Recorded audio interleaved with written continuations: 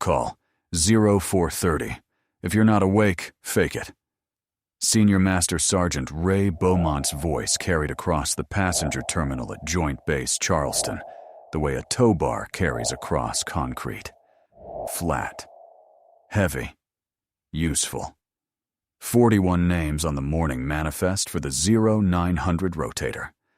41 people in molded plastic chairs under fluorescent light the color of skim milk, and a coffee urn that had been fighting for its life since 2009. Senior Airman Piper Lund read the names from the counter. 22 years old. 4 years in. She read fast and clean, the way the passenger terminal taught you to read when 41 people were listening for the one name that mattered to them. Vasquez. Here. One syllable. From the third row, a woman in a charcoal blazer, 49 years old, though nobody in the terminal would have bet on a number. Dark hair pulled back, a soft-sided bag at her feet, packed square, hands still.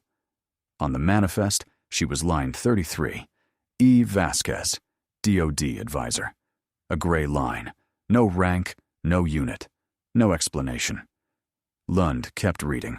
The woman's eyes drifted once to the clipboard on the counter, 12 feet away, where the aircraft load plan sat upside down from her angle. Her eyes moved across it left to right, then stopped. She looked away before Lund finished the alphabet. Nobody noticed. One man almost did. Beaumont stood at the flight line window with his second cup of coffee and 30 years of mornings exactly like this one. Beyond the glass, the flight line was waking up. 2 K-loaders. A pallet train, 11 pallets, chained and netted, staged for the 0900. The C-17 sat on the ramp taking fuel, gray as weather, tail number ending in 62. Beaumont had loaded that airplane more times than he had loaded his own truck. He read passengers the way loadmasters read weight. The blazer was civilian. The stillness wasn't. She sat like the chair had been issued to her. Her watch was worn, with the face turned to the inside of the wrist. He filed it. 30 years builds a big filing cabinet. At 0515, the terminal doors opened on Colonel Martin Prescott. He came in the way some men enter rooms, as if the room had been waiting, and owed him an apology for the delay. 52 years old. Army combat uniform pressed to attention. Behind him, 3 staff officers with matching rolling cases and the particular walk of people who have been told they are essential. A brigade staff element, rotating into theater. Important and certain of it. Prescott put one hand flat on the counter. Colonel Prescott, myself and 3, the 0900. Fix it. Lund pulled the manifest. 41 seats. 41 names. She said so, politely. Twice. Then unfix something. He turned the printout toward himself with 2 fingers and read it like a menu that had disappointed him. He stopped at line 33. E. Vasquez, DOD advisor. He looked up. Advising who? On what? Nobody knew. That was the point of a gray line. Lund said the line came down on the tasking, which was true, and that she couldn't strike a manifested passenger, which was also true. Prescott smiled the smile of a man who had spent 30 years learning which phones to pick up. He picked one up now. 4 minutes with the terminal's duty officer. 6 minutes with someone above the duty officer. His voice never rose. It didn't need to. It had rank the way concrete has weight. Mission priority belongs to people in uniform, he said. To the phone, to the counter, to the room. I have 4 warfighters headed downrange. You have a consultant. Strike the advisor. At 0540, the printer ran the amended manifest. 41 names. 1 strike-through. Line 33, a black rule through the middle of it, the bureaucratic equivalent of weather. Lund carried it to the 3rd row because somebody had to. Her ears were red. 4 years in the terminal had taught her 100 ways to deliver bad news, and none of them worked on a page like this one. So she just held it out, and said the only true thing available. "Ma'am, I'm sorry. The manifest was amended." She did not say by whom. She did not need to. The colonel's voice was still hanging in the room like fuel exhaust. The woman in the charcoal blazer read the page for exactly as long as it took to read it. Then she nodded. Once, the way you acknowledge turbulence. "Space A bench is by the window," Lund said, and hated the sentence. "Thank you." 3 syllables. She moved her square-packed bag 20 feet to the space-available bench, sat, and folded her hands. Prescott's staffers took the 3rd row. One of them took her chair, still warm, and stretched into it. At the window, Beaumont looked at the amended manifest longer than anyone else in the building. He had seen 10,000 strike-throughs. This one sat wrong, the way a pallet sits wrong when the paperwork says balanced, and your spine says no. The gray line had a tasking header on it, 14 characters. He had seen that header format twice in 30 years, and both times, 3 days later, the world had news in it. He folded the thought away and finished his coffee. Outside, the 11 pallets waited in the dark, chained, netted, patient. They belonged, though not one soul in the terminal knew it, to line 33. The load stalled at 0620. Pallet 7 scanned heavy. 480 pounds over its documented weight, which put the center of gravity outside the envelope, which froze the pallet train, which parked 11 pallets and a departure clock in the same unforgiving math. The computer began to recalculate the load plan. The computer took its time. Computers always do when a colonel is watching. Lund worked the console with both hands, 22 years old and sweating through the sequence because the passenger terminal doesn't teach weight and balance. It teaches you to call the load shop and wait. She called. The load shop was working a KC-135 with a fuel leak. She waited. "Swap 7 and 11. The voice came from the space-available bench, level as a spirit gauge. Vasquez had not stood up. She had not walked over. She had read the load plan across the room, upside down, through the gap between 2 rolling suitcases, while the terminal's own computer chewed on it. Lund looked at her, looked at the chart. Pallet 11. Rolling stock. 3,400 pounds lighter, compatible restraint.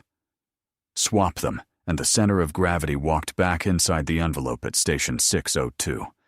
She ran the numbers because running the numbers was her job. The envelope closed. 40 seconds later, the computer agreed. Lund keyed the radio to the ramp and made it happen, and did not say where the answer came from, because she could not have explained it. A bumped civilian on a bench had outread a load planning system with her hands folded.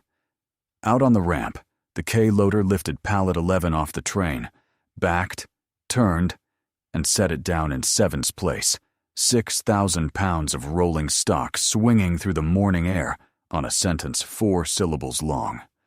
The pallet train resequenced in 19 minutes. The departure clock unclenched. On the console, the center of gravity readout settled at station 602 and stayed there, green, obedient. Beaumont crossed to the bench on the pretext of checking the window latch. Up close, the charcoal blazer was good, but not expensive. The shoes were built for standing, and the square bag had been packed by someone who had packed for a living. "You a planner, ma'am?" he asked. "Load shop somewhere. Contractor side." "No." Pleasant. Final. A hatch. Closing. Huh. He looked out the window at pallet 7 riding in 11's old slot. "Good catch, whoever you are." It was showing off, she said, which he took, for most of a day, to mean the computer. Beaumont saw the whole thing from the flight line door. 30 years. He knew maybe 6 people who could read an out-of-envelope condition off a paper chart at 12 feet, inverted. 4 of them were loadmasters.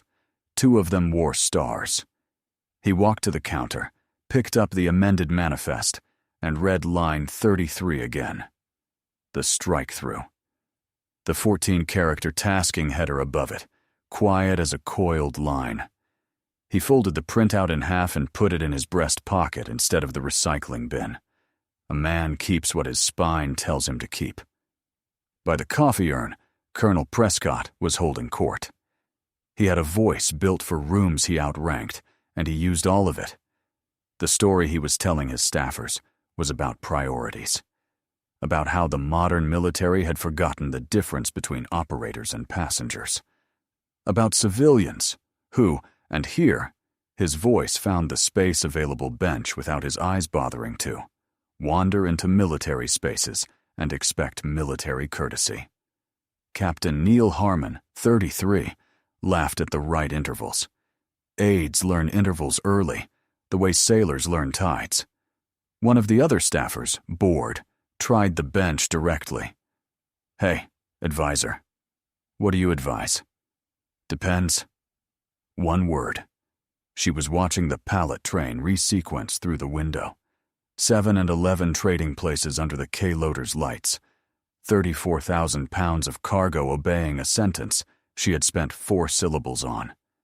The staffer waited for more. More never came.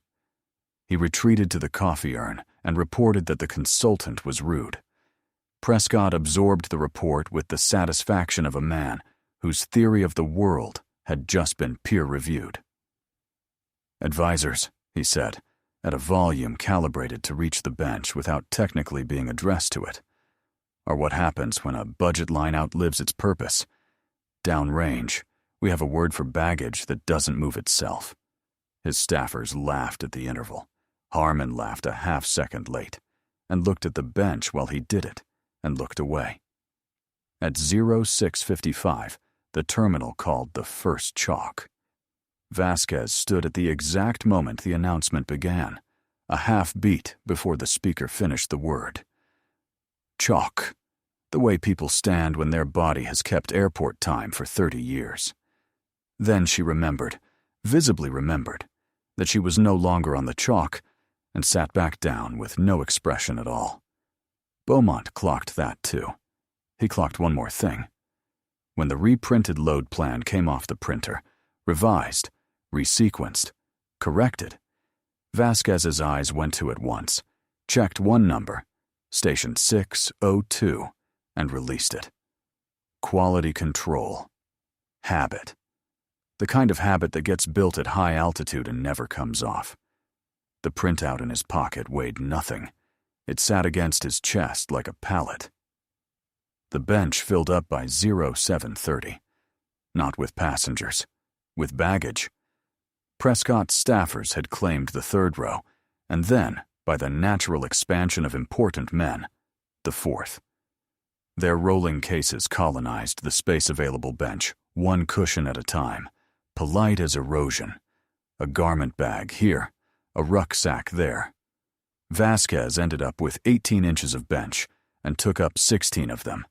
Square bag between her feet, hands folded. Captain Harmon supervised the expansion. "Contractors fly commercial, ma'am," he said, not unkindly, which made it worse. "This is the varsity terminal." "Noted." One word again. She did not move. The 16 inches held. By 0800, the joke had a shape. The advisor who advises nobody. It moved around the coffee urn, got improved, came back. A staffer asked the urn loudly whether it had cleared its beverage plan with the DOD. Laughter of the correct duration. Lund, refilling the urn's water, did not laugh, and stared at the filter basket like it might advise her. At 0809, Vasquez stood, crossed to the water fountain by the latrines, filled a paper cone, and drank it standing. 11 steps there, 11 steps back. When she returned, her 16 inches of bench had a garment bag on it. She looked at the garment bag. The garment bag's owner, the board staffer, examined the ceiling with the concentration of a man auditing sprinkler heads. The terminal held its breath in the way rooms do when something small is about to define somebody. Vasquez lifted the garment bag with 2 fingers, hung it on the rack 4 feet away that existed for exactly this purpose, sat back down, and folded her hands. Total elapsed time, 9 seconds. Total expression, none. The staffer opened his mouth, performed the arithmetic available to men whose bags have just been filed correctly, and closed it. Lund appeared a minute later on the pretext of tidying the bench area and set a bottled water down beside the square bag without a word. It was the first kind act of the terminal's day. Vasquez looked up, and something moved across her face that was not quite a smile, but was related to one by blood. "Thank you, Airman." "Ma'am." Lund hesitated, 22 years old, and holding a question too big for her pay grade, then went back to her counter and didn't ask it. Vasquez took out a paper notebook, small, green cover. Government issue, the old kind. She wrote in it 3 times that morning, in pencil, no more than a line each time. 0540, manifest amended, and a name. 0731, and a name. 0802, and a name. She checked her inward-facing watch once per entry. Then the notebook went away, and her hands folded again, and her eyes went back to the pallet train, where the reprinted load plan still carried her swap at Station 602, riding through the morning like a signature nobody could read yet. At 0815, the weather brief moved a line of thunderstorms across the departure track and slid the 0900 to 1100. 2 hours. The terminal absorbed it the way terminals do, with a groan and a shuffle and 41 recalculated connection plans. Prescott took it personally. Weather had failed to check his schedule. He stood at the counter and required the terminal to sort itself out, a phrase he used twice, as if the thunderstorms were a staffing problem. Lund said the words terminals say. He didn't listen to any of them. Men like Prescott hear weather the way they hear advisors. Background, detail, somebody else's job to fix. "I want the duty officer's name," he said. "And I want the wing's passenger movement priority policy printed. If this installation manifested a consultant onto a combat rotator while warfighters were standing by, someone approved that, and someone is going to explain it to me in writing." "Yes, sir," Lund said, and printed the policy, all 9 pages of it, and did not point out that page 4 defined mission-essential travel by tasking authority, not by uniform, because you don't hand a man a shovel while he's standing in a hole. The 9 pages went into Harmon's rolling case, unread, ammunition for a war Prescott had already decided he'd won. On the bench, in 16 inches of space, Vasquez closed the notebook on the day's 3rd entry and put the pencil away, and her face said nothing at all, and the pallets outside said nothing either, and the 2 silences belonged to each other, though only one person in the building suspected it. Some stories are loud from the first minute. This one was keeping its voice down on purpose. If you want to be there when it stops keeping its voice down, subscribe to Honor Tales, because the manifest this colonel amended is going to amend him back. The complaint took Colonel Prescott 11 minutes to build, and a career to prepare for. He dictated it standing, hands behind his back, while Captain Harmon typed on a government laptop balanced on 2 rolling cases. The subject line took 3 drafts. Unruly civilian survived all 3.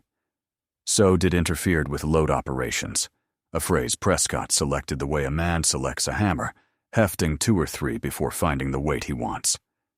She directed a change to a military aircraft load plan, he dictated, without authority, without credentials, without so much as a badge. Pause for effect, even dictating. The terminal accepted direction from an unvetted civilian. That is a security failure. I am documenting it as one. Add the this morning timeline, he said. 0620, the load stall.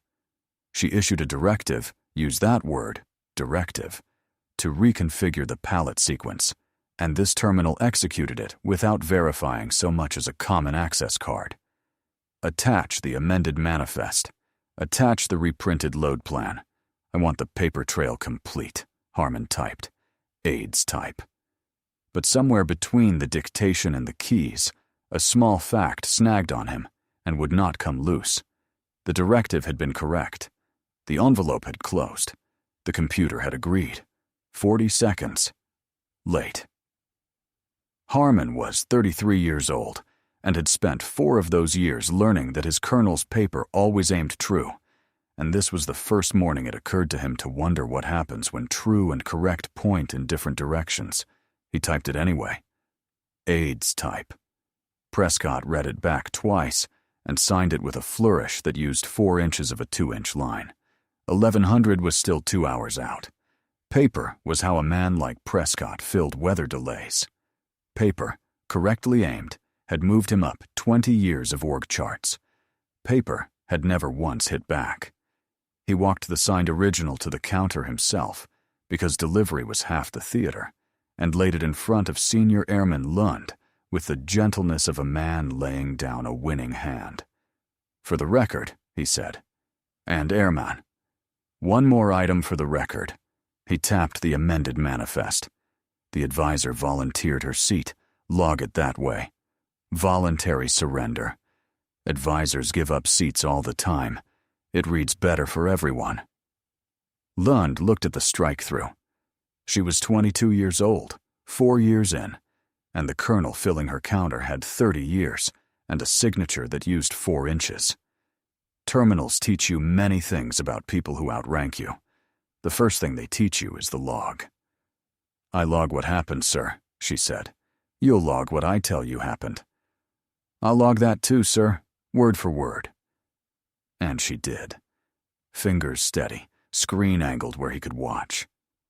1141 local, Colonel Prescott directed this airman to record the involuntary manifest removal of passenger E. Vasquez as a voluntary surrender. Airman declined. Timestamp. Initials. The cursor blinked at the end of the entry like a heartbeat. Prescott's jaw did a small thing that his staff had learned to watch for, but there was nothing to raise his voice at. The airman had obeyed him exactly. That was the trouble with the log. It was the one audience his voice had never worked on. Review her terminal access, he said instead, to the duty officer he'd cultivated by phone. The civilians, pending my complaint, and she stands behind the public line like any other visitor. It was done in 9 minutes, a courtesy hold on a gray line's access, a yellow strip of tape on the floor, and a polite request that the advisor remain behind it. Position worsened on paper, territory reduced to a bench and a stripe. The duty officer who approved the hold did it tiredly, by phone, between a hydraulic cart with a flat and a distinguished visitor lounge with a broken ice machine. A colonel's complaint against a nameless civilian is not a fight any duty officer picks at 0:30 on a storm day. He approved it the way you approve most things at that hour, to make the phone stop. He would spend a portion of that evening rereading his own morning, minute by minute, with his jaw set. Vasquez complied with all of it. She moved behind the line. She stood where visitors stand, hands folded, bag square at her feet. And from behind the public line, at 14 feet, through glass, she read the placard on pallet 4 as the K-loader turned it, and said 2 words to Lund in passing. Wrong class. Lund pulled the hazardous cargo documentation on pallet 4. Aerosols, packing group 2, placarded as class 9, miscellaneous. Wrong. Rechecked against the shipper's declaration. The advisor was right.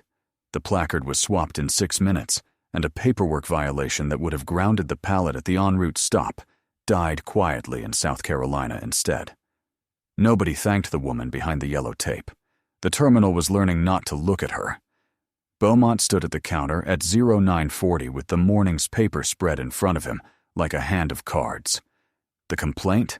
4 inches of signature. The verbatim log, time-stamped. The amended manifest, 1 strike-through. The hazmat correction, initialed by Lund. He read them in order twice. He said nothing. He put them back in the same tray, and the complaint and the log lay there edge to edge, touching, like two witnesses who had not yet been called. Beaumont worked problems the way loadmasters work weight, from the paper backward. The paper said, 14-character tasking header, joint format, on a gray manifest line that came down 3 days ago. He had seen that header format twice in 30 years of moving the world's cargo. Once in 2011, ahead of a night when helicopters crossed a border on the news. Once in 2021, ahead of 9 days in August that everyone in the airlift business still measured other months against. 26 lines on today's air tasking order, 25 of them ordinary as gravel. One of them wearing that header. He did the loadmaster thing first. He checked his own math. Maybe the header was routine now. Formats change. Prefixes get reissued. He pulled the COM directory and checked the joint prefix against the current listing, and the listing declined to acknowledge the prefix existed, which was not what routine looks like. Routine explains itself. This thing wore a 14-character coat with no name inside the collar. At 10:00, he took his coffee into the loadmaster office, shut the door, and called an old contact at the Air Operations Center. A master sergeant he had known since both of them were airmen with more hair. He read the header format aloud. 14 characters. He did not read the whole line. The phone went quiet for 6 seconds. On a loadmaster's phone, 6 seconds is a paragraph.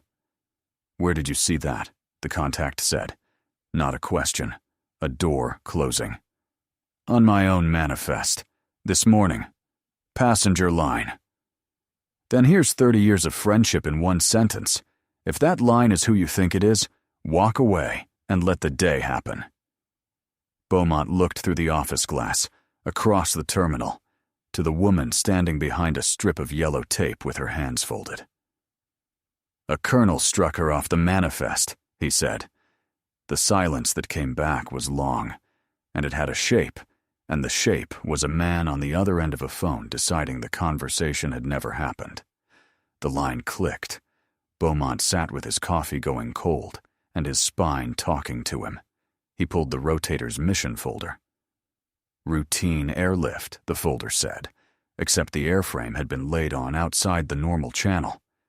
3 days ago, same 14 characters, and the 11 pallets in the train were manifested under a project code his system could see, but not open. He had loaded classified before. Classified didn't bother him. What bothered him was arithmetic, an airframe laid on sideways, a cargo code with no door handle, a passenger line with a header he'd seen twice in 30 years. 3 numbers that added to one answer, and the answer was standing behind public access tape because a staff colonel wanted a 4th seat for a man who carried his golf handicap in his signature. Across the terminal, one of Prescott's staffers asked the advisor if she needed help finding the exit. No. 1 syllable, pleasant as a closed hatch. At 10:50 the terminal called the second chalk, and her body stood her up a half-beat ahead of the speaker again, and she sat herself back down again, and Beaumont watched her do it, and felt the file in his chest go heavy. Because here was the arithmetic nobody else in the building was running. She had been struck at 0540. It was now nearly 11. 5 hours. In 5 hours, she had made no phone call anyone could see, demanded no supervisor, invoked no name, shown no card. People with nothing underneath them get loud when the system takes a bite out of their day. It's all they have. People with everything underneath them get quiet, because noise costs, and they know exactly what the silence is worth. The quietest passenger Beaumont had ever moved had been a chief of station, whose name he learned 4 years later from a newspaper. This woman was quieter than that. His contact had given him the smart play. Walk away. Let the day happen. 30 years of pension said the same. But Beaumont had spent those 30 years in the back of airplanes, being the last man to touch every load, before the sky took it. And a man like that does not walk away from his own cargo bay. Not from his own manifest. Not from arithmetic. He poured 2 cups of coffee at 11:05, set them on the counter, and looked at the side office with the door that shut. Whatever the answer was, he was going to hear it said out loud. And whoever she turned out to be, somebody in this terminal was going to owe somebody else a very large correction. And if you've come this far, wondering which way that correction lands, stay with us. Subscribe to Honor Tales. The quiet ones are always worth the wait. The Storms parked over the departure track at noon and sat there, anvil-headed, drumming on the terminal roof. 1100 became 1300. 1300 became a shrug. The terminal thinned out. Prescott and his staff commandeered the flight planning room for lunch. The lights over the seating area dropped to half. Vasquez sat alone on her 16 inches of bench with the storm light on her face, and for the first time all day, nobody was watching her. So only the story watched. And the story knew things the terminal didn't. Kandahar, 2014. Major Elena Vasquez, 37 years old, standing on the ramp of a C-17 with all 4 engines running, heat coming off the tarmac in sheets you could lean on. Retrograde airlift, everything leaving. The load that night was rolling stock and pallets, and the field was taking indirect fire at irregular intervals, mortars walking in from the dark, like weather, with intent. Engines running off-load, speed as armor. Her loadmaster that night was Technical Sergeant Ruben Osei, 34 years old, from Baton Rouge, a man who chained pallets like he was tucking in children and laughed with his whole ribcage. He waved the last pallet down the ramp with 2 lighted wands, walking it back, watching the rollers, doing the job exactly right. The mortar did not care that he was doing the job exactly right. She carried certain numbers out of that night and never set them down. 41 seconds between the impact and the tower's voice. 11 pallets delivered. 1 loadmaster. She had been the aircraft commander. The load plan had been hers to sign, the timing hers to call, and she had reread that load plan every day for 12 years, looking for the line where a different sequence bought 41 different seconds. There was no such line. She kept reading anyway. That was what the reading was, not analysis, ritual, a folded flag she kept in her eyes. The letter to Baton Rouge had taken her 11 drafts. The 11th said the true thing plainly. He was the best of us, and he was doing the job exactly right. She had flown the next night, and the night after, because the airlift did not pause, and somewhere over the water on the 3rd night, she had understood what she would be for the rest of her career. The person who reads the manifest like it's made of people, because it is. After that night, no manifest was ever paperwork again. A manifest was names. A strike-through was a person standing on a ramp somewhere, waiting to find out if the system remembered them. 2021, Colonel Vasquez, 44, 9 days in August. 12,000 people out on floor-loaded C-17s, weight and balance math done in grease pencil at the edge of a mob. And she had commanded the wing that did it. And the discipline that held those 9 days together came down to 1 sentence. She said to every crew she launched, "Nobody gets struck from a manifest while I am watching." 2024. A hangar in the early morning, 0600, doors cracked 8 feet for the light. A brigadier general's star pinned on with no announcement in the base bulletin, at her request. 11 people present, most of them loadmasters. On a folding chair in the front row, where family would sit, a flag folded into a triangle for a man from Baton Rouge. The general who pinned her had asked her afterward why the empty chair, and she had told him, and he had looked at the chair for a while and then saluted it, which was the only part of the morning she would have called a ceremony. And 3 days ago, a phone call, a 14-character header, a joint task force stood up around a problem the news would meet soon enough. Joint Task Force 44. Air Component Commander, Major General Elena Vasquez. Her advance echelon was 11 pallets sitting on a Charleston pallet train. Her movement window opened to night. She flew gray, in civilian clothes, on a passenger line built to be boring, because 2 stars walking through an aerial port ahead of a no-notice deployment is a signal flare, and signal flares get people killed. A colonel had struck her from her own airlift to make room for his aide. She could have ended it with one phone call at 0540. She hadn't. Partly tradecraft, a quiet line stays quiet. Partly something older and harder, a patience built on a Kandahar ramp. The system that forgets what a manifest is should be made to remember in its own handwriting. Her phone buzzed once against her knee, the movement window confirming. She turned it face up, read the header she already knew, and typed 3 words. Hold the window. Send. Face down. Hands folded. Behind the yellow tape, the advisor advised nobody, and the storm drummed on the roof, and out on the ramp, 11 pallets of Joint Task Force 44 sat chained and netted in the rain, waiting, like their commander, for the day to finish asking its question. The storms broke at 1420. The ramp steamed. The terminal came back to life with the particular energy of delayed travelers smelling a departure, and the reprinted load plan came off the printer for the final time, and that was when Colonel Prescott found the civilian reading it. She was behind the yellow tape, where he had put her. The counter was 14 feet away, where regulations put it.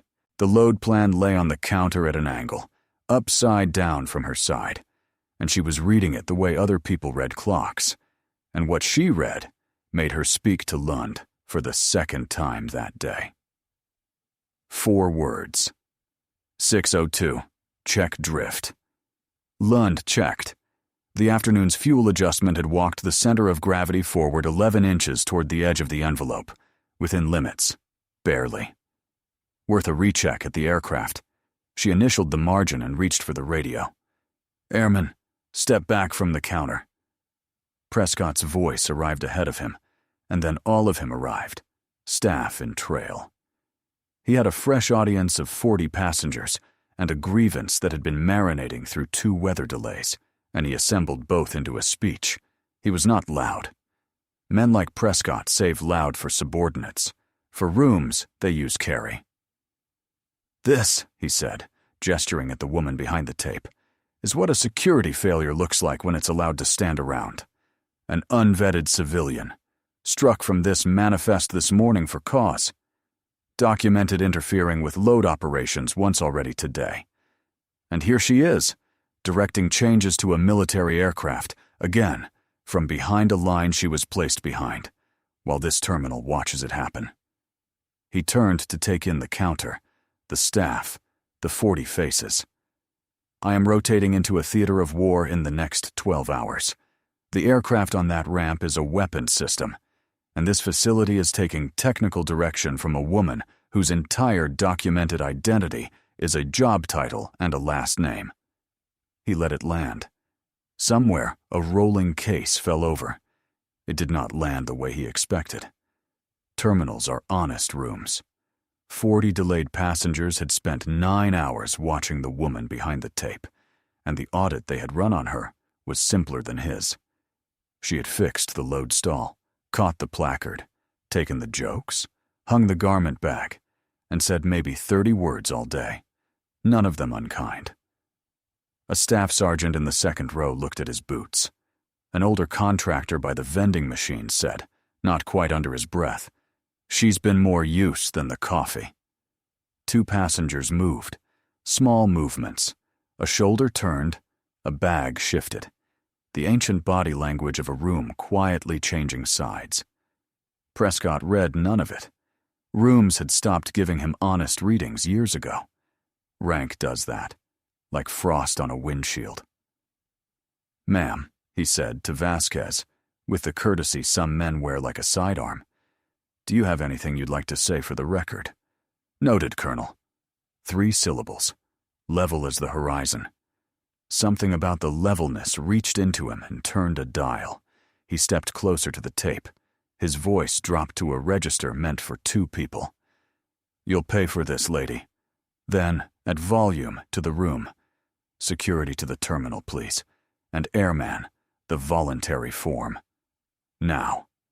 My patience for this installation's paperwork discipline has a floor, and we are standing on it. "There is no voluntary form, sir," Lund said. "There's a log." Her voice shook on the first word, and not on the last 5.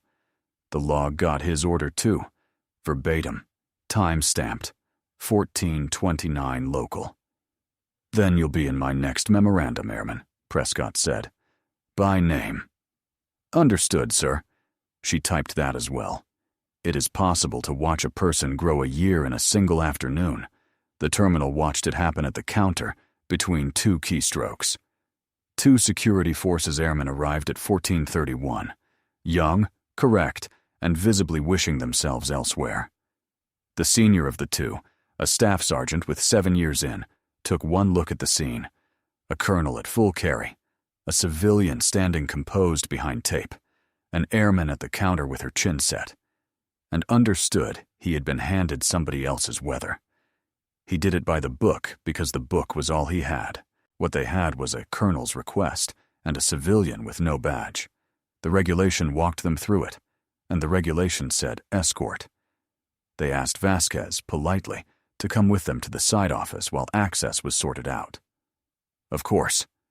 She picked up the square bag herself, and crossing the terminal between 2 uniformed escorts, struck from her own airlift, complained about in writing, taped off, and now removed from the room entirely. Major General Elena Vasquez smiled for the first time that day. A small thing. Private. The smile of a person watching a heavy object reach the top of its arc. The side office door opened ahead of her. Senior Master Sergeant Ray Beaumont was already inside. 2 cups of coffee sat on the desk, still steaming. The door closed. The office was 8 feet by 10. A desk, 2 chairs, a wall of binders on tie-down procedures, and a window with the blinds half down. The security escorts took posts outside the door, facing the terminal, which was procedure and convenient. Beaumont did not sit. He stood on his side of the desk with his 30 years, and for a moment the only sound was the ramp. Auxiliary power units, a K-loader in reverse, the world getting ready to fly. 26 lines on today's tasking, ma'am, he said. 25 of them I could read to my grandkids. One of them carries a header I've seen twice in 30 years of doing this. Both times, inside of 72 hours, the news had a new place in it. He set the folded manifest printout on the desk between the coffees. Strike threw up. "That header's sitting on a struck passenger line. So I'll ask it plain. Who am I flying tonight?" "Vasquez." A beat. 2 stars. She turned her phone over and set it beside the printout, screen up. Joint Task Force 44, Air Component Commander. The Movement Authority, the window, the 14 characters at the top like a name he had spent all day almost saying. Beaumont read it once. He was not a man who needed things read to him twice. He did not salute. She was in a charcoal blazer behind a taped line on his terminal. A salute would have been a signal flare, and both of them knew it. And the not saluting was itself a kind of fluency that she noted and appreciated. What he did was exhale. Long. The exhale of a man setting down a pallet exactly on its marks, and take his hands off his hips. "Been a while," he said, "since the mission sat on my bench." "The bench was fine, Senior." A pause, 1 degree warmer. "The coffee's better." "Ma'am, what do you need?" "The window holds till 2100. The airplane, the pallets, and 1 seat." The ghost of the smile again.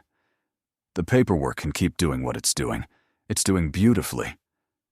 "One more thing, Senior." She turned the phone face down again. The airman at the counter. Lund.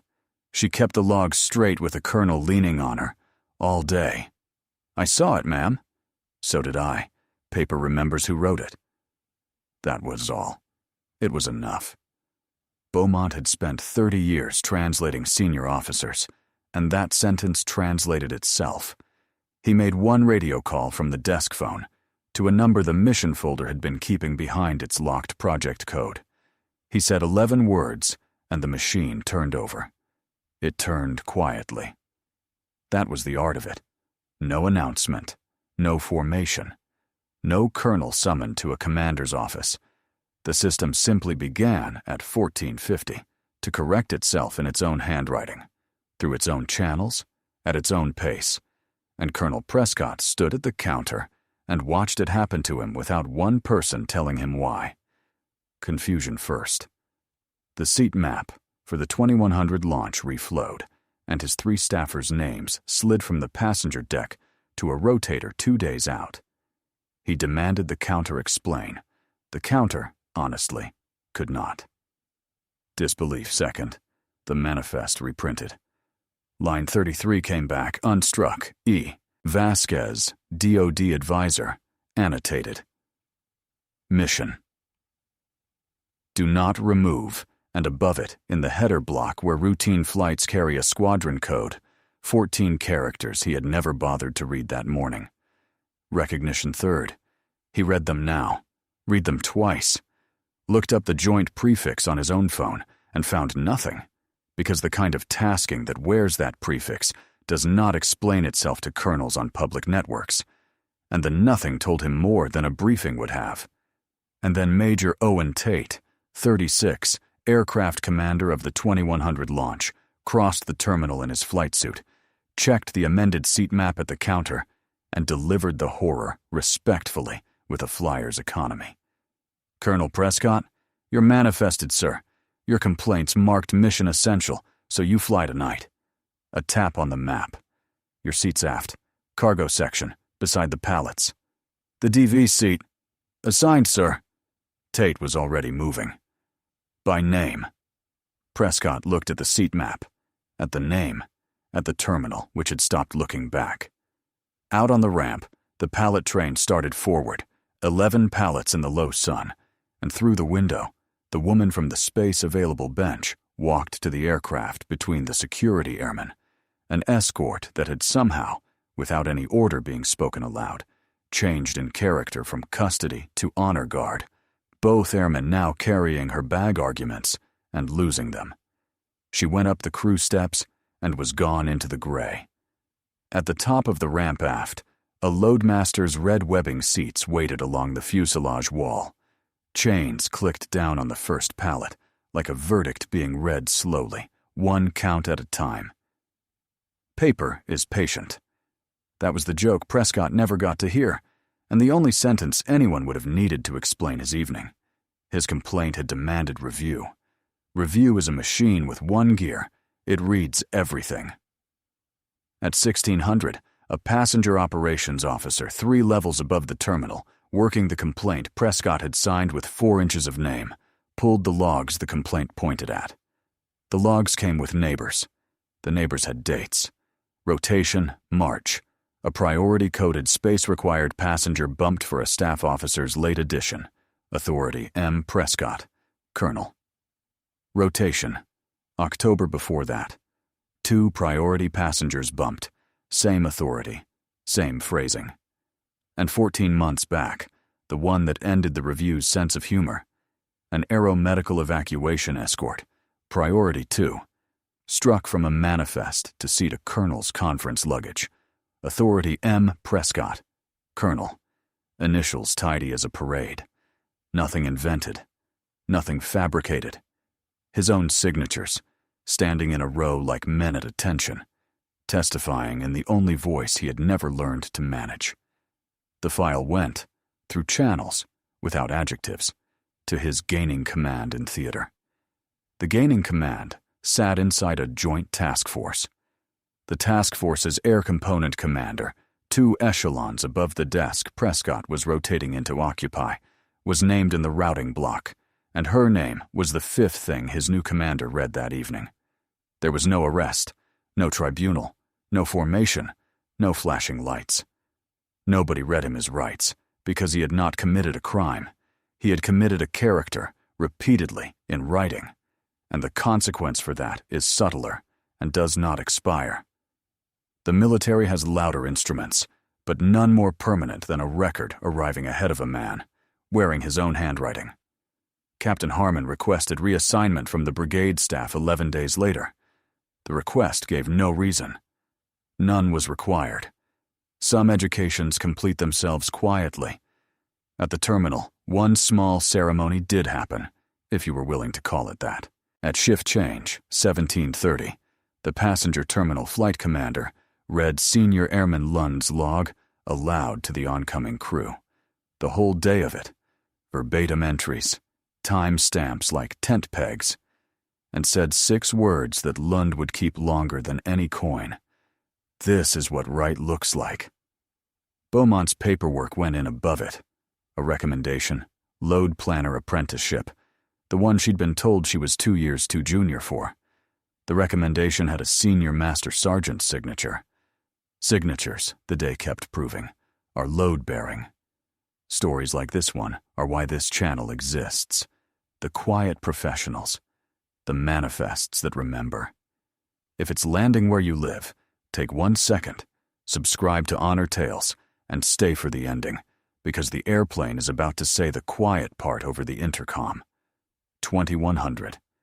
The C-17 ending in 6-2 rolled at gross weight into a scrubbed night sky. Storms gone east, stars out over the Atlantic like spilled salt. In the cargo section, strapped to red webbing between the fuselage wall and 11 pallets under cargo nets, Colonel Martin Prescott rode facing sideways in the roar. No window, no aid. The pallet beside his shoulder wore a placard, correct class, and a project code he now knew better than to look up. 10 minutes after level-off, the intercom carried Major Tate's voice down the length of the airplane, routine as checklists, performing the small ritual required on a mission flight. Crew, PAX, Aircraft Commander, Mission Designator 44 Alpha. On behalf of the crew, we have the honor of transporting the Task Force Air Component Commander this evening, Major General Vasquez. Welcome aboard, ma'am. 2 words out of all of them reached the cargo section and reordered a man's entire year. Major General. Prescott sat very still, beside her equipment, inside her airlift, en route to her theater, carrying in his rucksack a copy of his own complaint, which had turned out to be the only weapon he'd ever aimed correctly at himself. Around him, her pallets rode in perfect trim, 7 and 11 exactly where a voice from a bench had put them, and the center of gravity, at station 602, held true. Forward, in the DV seat, a single reading light burned. Vasquez had the load plan open on her knee, pencil in hand, reading it the way some people read Psalms. The cabin was dark around the one light. Somewhere over the ocean, Senior Master Sergeant Beaumont came forward through the red gloom with a cup of coffee, set it on her armrest without a word, checked the tie-downs he had already checked, and went aft to his cargo. She wrapped one hand around the cup and turned the page. No memorial wall, no name called into the dark. Just an airplane full of her mission, flying level, 41,000 pounds of tomorrow chained down tight, and a woman nobody in the terminal had known, holding coffee she hadn't asked for, which is what recognition looks like when it's real. Every soldier carries a story that few ever hear. Listen with your heart. Thank you for staying and watching. Subscribe to Honor Tales for more.